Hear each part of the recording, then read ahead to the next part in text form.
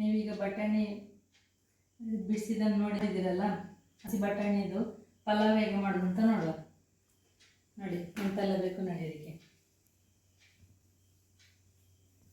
ಬಿಡಿಸಿಟ್ಟುಕೊಂಡ ಬಟಾಣಿ, ಅಕ್ಕಿ ಹೇಗೂ ಬೇಕಲ್ಲ ಪಲಾವಿಗೆ, ಕ್ಲೀನ್ ಮಾಡಿಟ್ಟುಕೊಂಡ ಪುದೀನ ಸೊಪ್ಪು ಇಷ್ಟು ತಗೊಂಡಿದ್ದೇನೆ, ಮತ್ತು ಕೊತ್ತಂಬರಿ ಸೊಪ್ಪು, ಮತ್ತು 1 ಇಂಚು ಶುಂಠಿ, 3 ಹಸಿಮೆಣಸಿನಕಾಯಿ, ಮತ್ತು ಫ್ರೈ ಮಾಡಲಿಕ್ಕೆ ಗೇರು ಬೀಜ ಆಪ್ಷನಲ್ಲು, ಬೇಡ ಅಂತಾದರೆ ಸ್ಕಿಪ್ ಮಾಡ್ಬೋದು.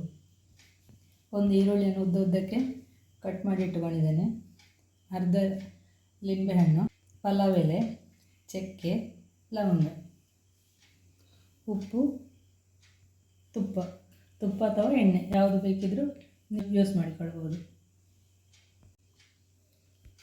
ಮಿಕ್ಸಿ ಜಾರಿಗೆ ಇದೆಲ್ಲವನ್ನು ಹಾಕಿ ರುಬ್ಬಿಕೊಳ್ಳುವ.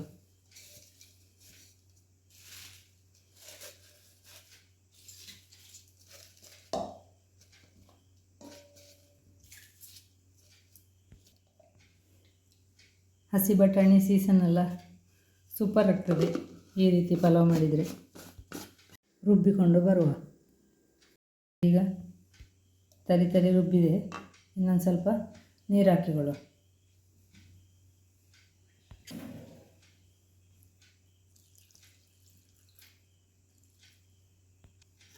ಮತ್ತೆ ಪುನಃ ನೈಸಾಗಿ ರುಬ್ಬಿಕೊಳ್ಳುವ.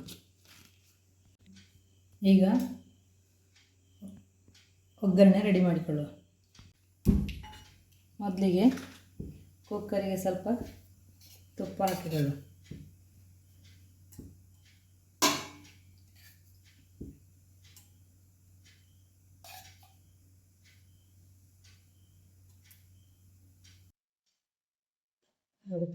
ಇಷ್ಟು ತುಪ್ಪ ಹಾಕಿಕೊಂಡು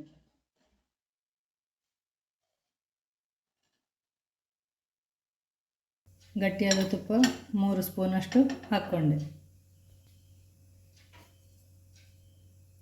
ತುಪ್ಪ ಸ್ವಲ್ಪ ಬಿಸಿಯಾದಾಗ ಗೇರು ಬೀಜ,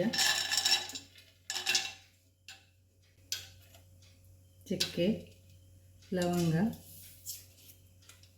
ಪಲಾವ್ ಎಲೆ ಹಾಕಿ ಸ್ವಲ್ಪ ಫ್ರೈ ಮಾಡಿ.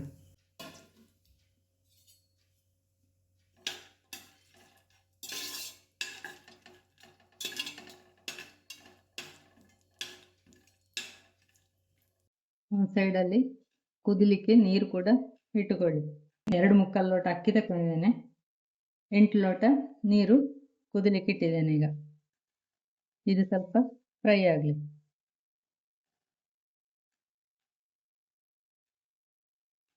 ಇದು ಸ್ವಲ್ಪ ಫ್ರೈ ಆಯಿತು. ಈಗ ನೋಡಿ ನೀರುಳ್ಳಿ ಹಾಕು.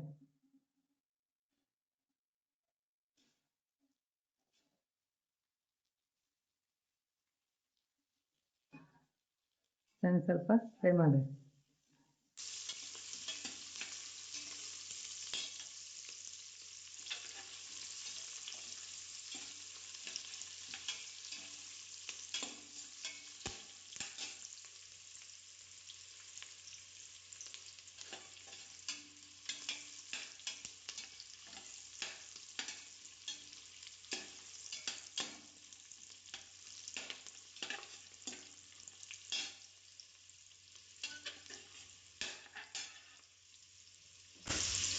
ಅದಕ್ಕೆ ರುಬ್ಬಿಟ್ಟ ಮಸಾಲೆಯನ್ನು ಹಾಕಿಕೊಳ್ಳಿ.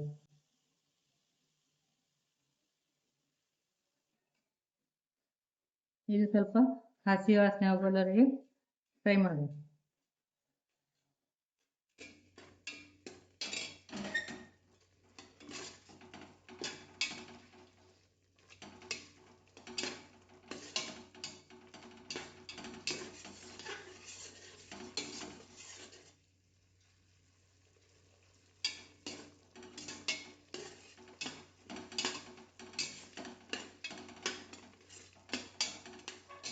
ಈಗ ಈ ಬಟಾಣಿ ಕಾಳನ್ನು ಕೂಡ ಹಾಕಿಕೊಳ್ಳು. ನಾನು 2 ಲೋಟ ಬಟಾಣಿ ಕಾಳು ತಗೊಂಡಿದ್ದೀನಿ.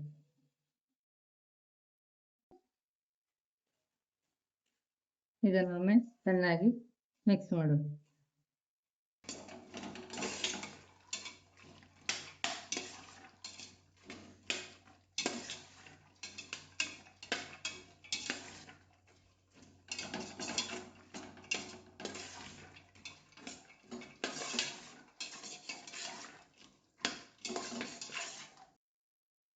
ಇದಕ್ಕೆ ತೊಳೆದಿಟ್ಟುಕೊಂಡ ಅಕ್ಕಿಯನ್ನು ಹಾಕುವ.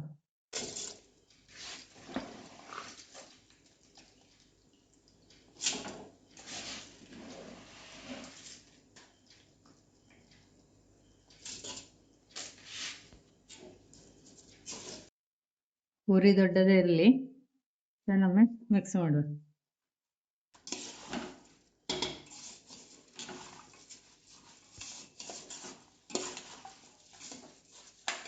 ರುಚಿಗೆ ತಕ್ಕಷ್ಟು ಉಪ್ಪು ಕೂಡ ಹಾಕಿಕೊಳ್ಳು.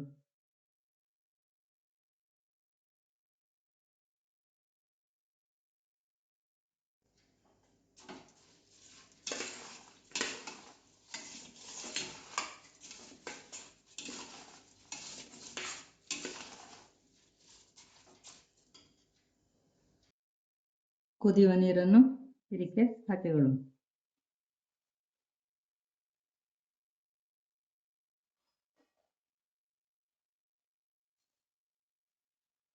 ಕೆಲವು ಜನ ಅಕ್ಕಿಗೆ 1-2 ಡಬ್ಬಲ್ ನೀರು ಹಾಕ್ತಾರೆ.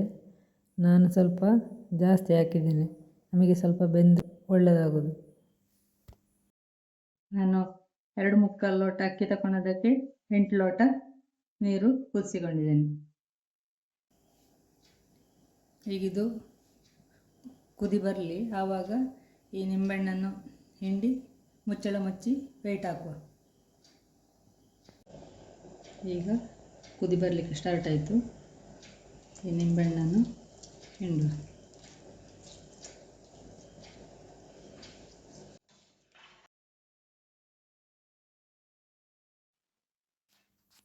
ಚೆನ್ನಾಗಿ ಮಿಕ್ಸ್ ಮಾಡಿ ಮುಚ್ಚಳ ಮುಚ್ಚಿ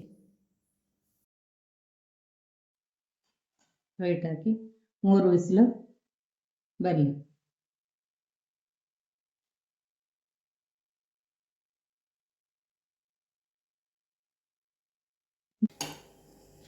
ಮೂರು ವಿಸಿಲ್ ಹಾಕಿ ಕುಕ್ಕರ್ ಆಫ್ ಮಾಡಿ ವೇಟ್ ಇಳಿದ ಮೇಲೆ ಸರ್ವ್ ಮಾಡುವ. ನೋಡಿ, ಇದು ಗಾಜಿನ ಬಾಟಲ್ ನೋಡಿ. ಏನಾದರೂ ಮೆಣಸಿನ ಹುಡಿ, ಅರಿಶಿನ ಹುಡಿ ಎಲ್ಲ ಹಾಕಿಟ್ಟುಕೊಳ್ತೇವಲ್ಲ ಇಂಥ ಬಾಟಲಲ್ಲಿ, ಹಾಗೆ ಈಗ ಹಾಕಿಕೊಂಡಾದ ಮೇಲೆ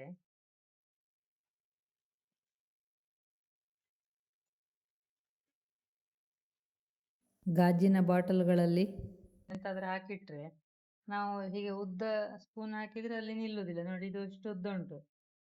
ಹೀಗೆ ಹಾಕಿಟ್ರೆ ಪದೇ ಪದೇ ಎಂತಾದ್ರು ನಾವು ಅಡಿಗೆಗೆ ಉಪಯೋಗಿಸಿದ ಕೂಡಲೇ ಈ ಸ್ಪೂನನ್ನು ತೆಗೆದು ತೊಳ್ಕೊಳ್ಬೇಕಾಗ್ತದೆ. ಅದಕ್ಕೆ ನಾನೊಂದು ಎಂತ ಯೋಚನೆ ಮಾಡಿದಂದ್ರೆ, ನೋಡಿ ಈ ಥರದ ಮರದ ಸ್ಪೂನುಗಳು ಅಂಗಡಿಯಲ್ಲಿ ಸಿಗ್ತದಲ್ಲ, ಹಾಗೆ ಈ ಸ್ಪೂನನ್ನು ಹೀಗೆ ತಕೊಂಡು ಸ್ವಲ್ಪ ತಂದಿಟ್ಟುಕೊಳ್ಳೋದು. ಹೀಗೆ ಇದು ಬಾಟಲಲ್ಲಿ ಹಾಕೋದು. ಈ ಬಾಟಲಿಗೆ ಎಷ್ಟು ಬೇಕು ಅಂತ ನೋಡಿ ಅಳತೆ ನೋಡಿಕೊಂಡು ಬಾಟಲ್ ಒಳಗಡೆ ನಿಲ್ಲುವಷ್ಟೇ ಉದ್ದಕ್ಕೆ ಇದು ಮಾಡಿ ಕಟ್ ಮಾಡೋದು ಈ ಸ್ಪೂನನ್ನು. ಆಮೇಲೆ ಇದನ್ನು ಹೀಗೆ ಇದರೊಳಗೆ ಗಾಜಿನ ಈ ಬಾಟಲ್ ಒಳಗೆ ಹಾಕ್ಕೊಂಡ್ರೆ ಒಂದ್ಸಲ ಉಪಯೋಗಿಸಿದ ಮೇಲೆ ಪದೇ ಪದೇ ತೆಗೆದು ತೊಳೆಯೋ ಅವಶ್ಯಕತೆ ಇಲ್ಲ. ಇದನ್ನಾದರೆ ಮುಚ್ಚಲು ಹಾಕ್ಲಿಕ್ಕೆ ಆಗೋದಿಲ್ಲ, ಇದಾದರೆ ಇದರೊಳಗೆ ಹಾಕಿ ಮುಚ್ಚಲು ಹಾಕ್ಲಿಕ್ಕೆ ಆಗ್ತದೆ. ಈಗ ಹಾಗೆ ಇದು ಯಾರಿಗಾರು ಹೆಲ್ಪ್ ಆಗ್ಬೋದೇನೋ ಹೀಗೆ ಅಲ್ವಾ? ಅದೇ ರೀತಿ ನೋಡಿ, ಉಪ್ಪಿನ ಬಾಟಲಿಗೂ ಹೀಗೆ ಹಾಕಿಕೊಂಡಿದ್ದೇನೆ. ಇದು ಸ್ವಲ್ಪ ಸಮಯ ಕಳೆದಾಗ ಬೇಡ ಅಂತಾದರೆ ಇದನ್ನು ಬಿಸಾಡುವುದು, ಮತ್ತೆ ಪುನಃ ಇನ್ನೊಂದು ಸ್ಪೂನನ್ನು ಅದೇ ರೀತಿ ಇದೇ ಅಳತೆಗೆ ಕಟ್ ಮಾಡಿಕೊಳ್ಳುದು. ಮತ್ತೆ ಇನ್ನೊಂದು ಐಡಿಯಾ ಅಂತ ಅಂದರೆ ನೋಡಿ, ಇದು ಕೂಡ ಹಾಗೆ ಉದ್ದ ಜಾಸ್ತಿ ಆಗುವುದ ಎಲ್ಲ ಇರ್ತದೆ, ಹೀಗೆ ಮುಚ್ಚಲಿಕ್ಕೆ ಕಷ್ಟ ಆಗ್ತದೆ. ಅದಕ್ಕೆ ನಾನೆಂತ ಮಾಡಿದಂತಂದರೆ, ಇಂಥ ಸ್ಪೂನನ್ನು ಸ್ವಲ್ಪ ಈ ಥರ ಇಲ್ಲಿ ಮೆಲ್ಲ ಬಗ್ಗಿಸುದು, ಆಗ ಈ ಶೇಪಿಗೆ ಬರ್ತದೆ ನೋಡಿ. ಇದು ಹೀಗೆ ಅದನ್ನು ಇದರೊಳಗೆ ಹೀಗೆ ಬಾಟಲಲ್ಲಿ ಹೀಗೆ ಹಾಕಿ ಉಪಯೋಗಿಸ್ಲಿಕ್ಕೆ ಸುಲಭ, ಮುಚ್ಚಲು ಹಾಕ್ಲಿಕ್ಕೂ ಆಗ್ತದೆ. ಇಲ್ಲದ್ರೆ ಹೊರಗಡೆ ಇಟ್ಟರೆ ಅದು ತೊಳಿಬೇಕು, ಹೀಗೆಲ್ಲ ಆಗೋದಕ್ಕೆ ಇದು ಸುಲಭ ಆಗ್ತದೆ. ಹೀಗೆ ಮುಚ್ಚಲು ಹಾಕ್ಲಿಕ್ಕೂ ಆರಾಮದಲ್ಲಿ ಹಾಕ್ಬೋದು. ಈಗ ವೆಯ್ಟೆಲ್ಲ ಇಳಿದಿದೆ, ನೋಡು ಎಲ್ಲ ಹೇಗಾಗಿದೆ ಅಂತ. ನೋಡಿ ಕಲರ್ ಎಷ್ಟು ಚೆಂದ ಬಂದಿದೆಲ್ಲ.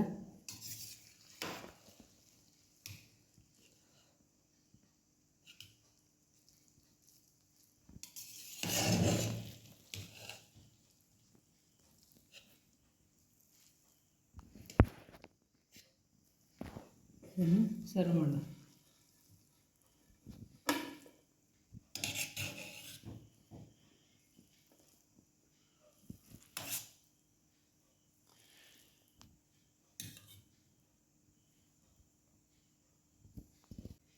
ರಾಯ್ತ ಇಷ್ಟಪಡೋರು ರಾಯ್ತ ಮಾಡಿ ಸರ್ವ್ ಮಾಡಿ, ಇಲ್ಲಾಂತಂದರೆ ಹೀಗೂ ತಿನ್ಬೋದು.